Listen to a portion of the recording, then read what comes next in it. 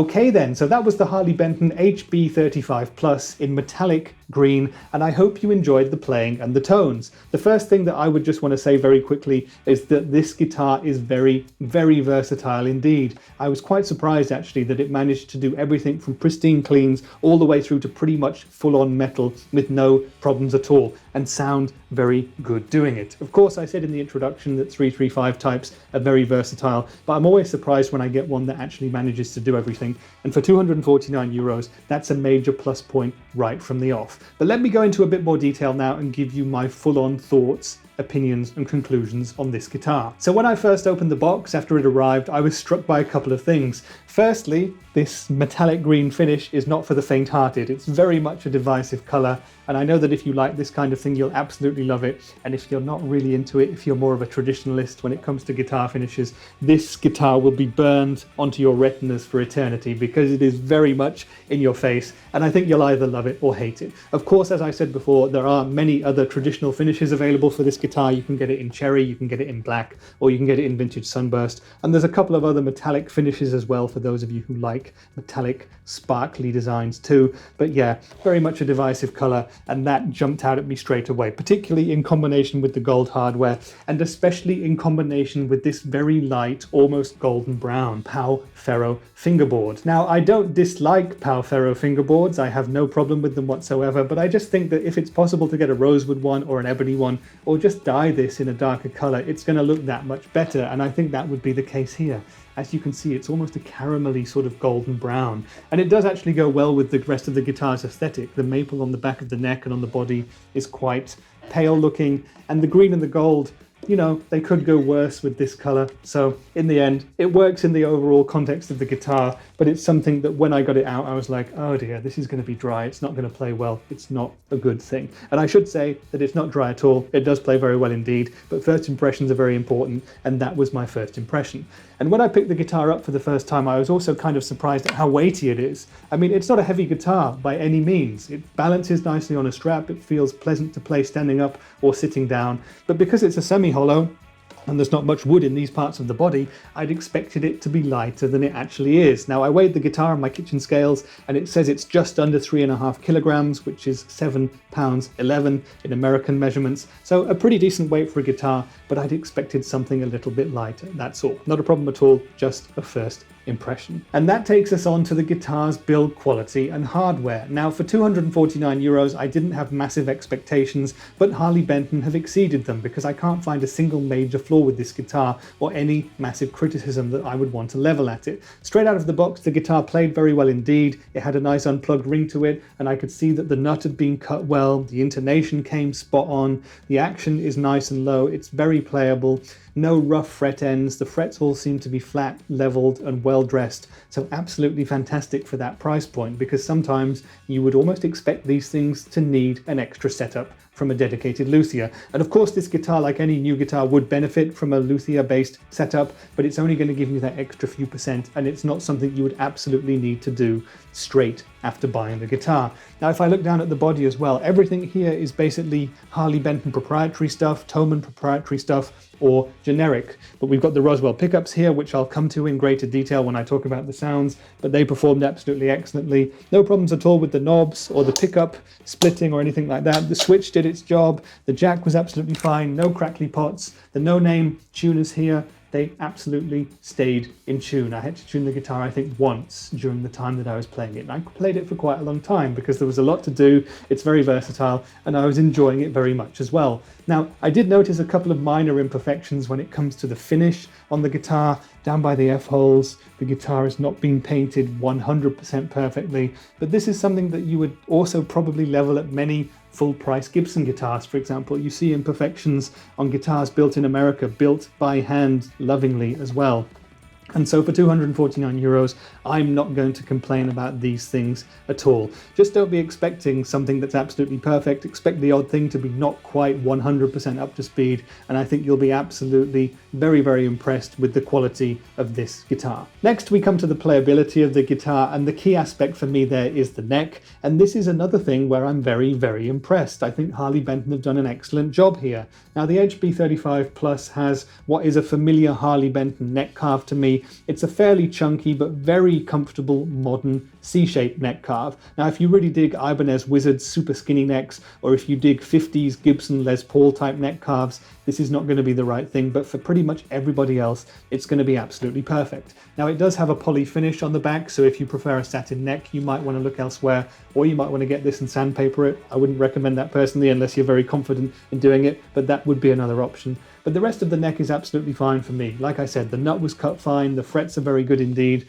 The ferro fingerboard was my one reservation with the neck before I played. I thought it looked dry and I thought it didn't look that cool out of the context of the guitar. But when I came to play it, once I was actually getting the riffs under my fingers, it felt absolutely fine. It looks dry, but it's not at all. Of course, it could benefit from some fretboard oiling, and that is going to darken it up a little bit as well, but absolutely no problems there whatsoever. Now, when I look at the rest of the guitar and think about the playability, there is nothing else that I can criticize, and for €249, that's absolutely fantastic. The no-name Harley Benton tuners did the job very well indeed. They were very, very stable, and if I go down to the body, I'll speak in a bit more detail about the sounds of the Roswell pickups after this, but they performed absolutely excellently. Three-way selector switch did its job just fine, no crackly pots or knobs, and the electrics, when it came to flicking between humbucker and single coil modes, they were absolutely fine. So absolutely no problems with playability in that aspect. The one other thing with 335 style guitars that a lot of people like to talk about is the fact that they are physically large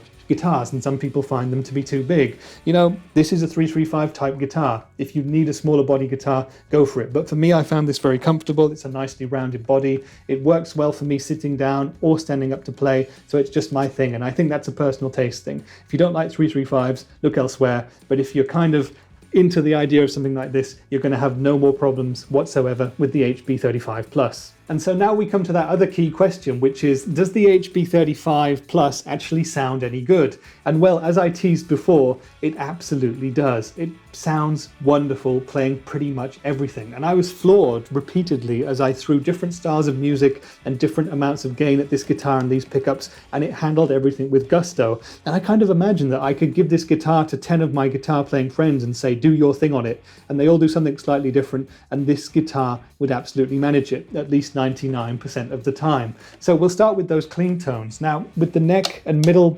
settings here, it just did pretty much every pristine, warm, classic clean sound that I could ever want, really. I don't spend too much time playing really, really clean stuff, but it did that job for me very well indeed. Now, when I flicked on the single coil settings by pulling up the two volume controls there, it did give me a noticeable drop in volume, which if you were using this guitar on stage, you could combat by using a boost pedal or having a second channel or a master volume boost on your amp or something like that. But it gave me a beautiful single coil high-end sparkle. It was a very spiky sort of a tone, but you could tame it again through use of an EQ or something like that. So on the clean channel of the amp, I was very, very impressed indeed. And I was even more impressed when I kicked on the Greer Lightspeed and started to get a bit more overdrive. For indie and classic rock, this guitar just sings. That's where I'm at home. That's where I spend most of my time playing those kinds of music, and I could do it all day with this guitar. The bridge humbucker is rich and thick for classic rock.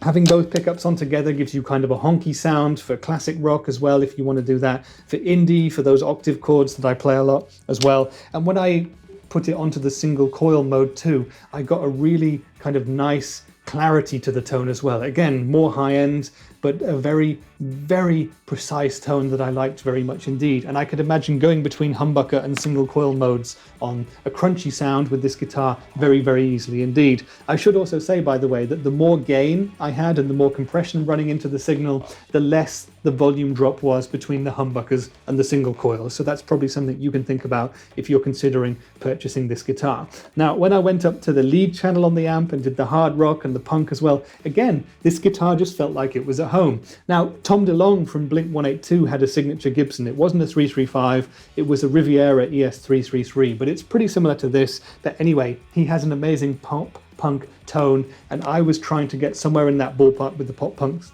tones that I did, and I think we got there. I think this guitar, you could play a pop punk gig with it, no problems whatsoever, and it's not the kind of thing you would expect guitarists like that to be using, but it does the job absolutely no problem whatsoever.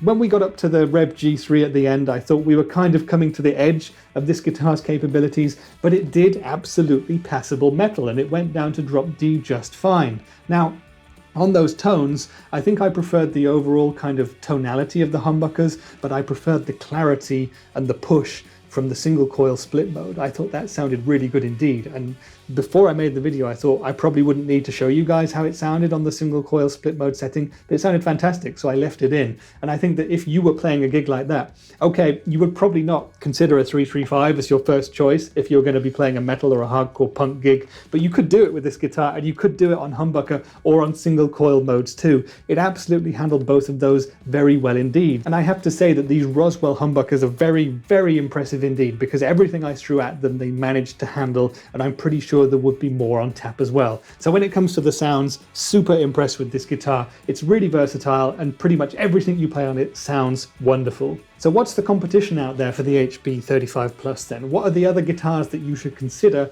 if you're thinking about buying this one? Well, there's actually not that much competition for it, and when you come to think of the budget as 250 euros, there's pretty much none. Now, the most obvious guitars to think of here would be from Epiphone. They make 335s and 339s. Now, the 339 is a similar functioning guitar, but with a smaller, more manageable body size. But the Epiphone guitars are almost around twice the price of the HB-35 Plus. Now, they're very good guitars indeed, they're very flexible too, and of course you get that beautiful modern Epiphone headstock, which looks like the modern Gibson headstock, the open book design. They are the real thing pretty much, but twice the price, are they twice as good? That's something I'd recommend you test yourself, but I'm going to go out on a limb and guess that they're not twice as good for twice the price. They might be better, but it's something you'll want to test for yourself. So other than Epiphone, there's not really that much. The ones off the top of my head that spring to mind would be vintage guitars. Now, they make a model called the VSA 500, which is kind of 335 influenced